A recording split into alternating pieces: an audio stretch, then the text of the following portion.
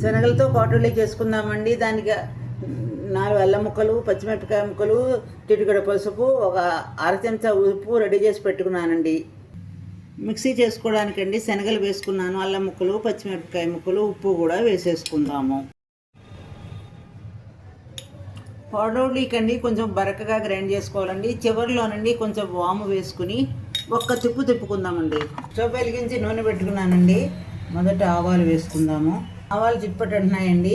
పోపు వేసేసుకుందాం. శనగపప్పు, మినపప్పు, జీలకర్ర వేగిందండి. ఒక పెద్ద ఉల్లిపాయ ముక్కలు కట్ చేసి పెట్టుకున్నాను. కరివేపాకు వేసేసుకున్నాను. ఉల్లిపాయలు వేగేయండి. రుబ్బి పెట్టుకున్న శనగల మిశ్రమం వేసేద్దాము. ఈ పాటోళ్ళీకండి నూనె ఎక్కువ పడుతుందండి.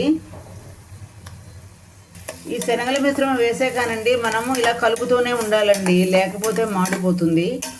ఒక 10 నిమిషాలండి మనం ఇలా కలుపుకుంటూ ఉంటే చూడండి ఇలా డ్రైగా స్లోగా అయిపోతుంది అనమాట.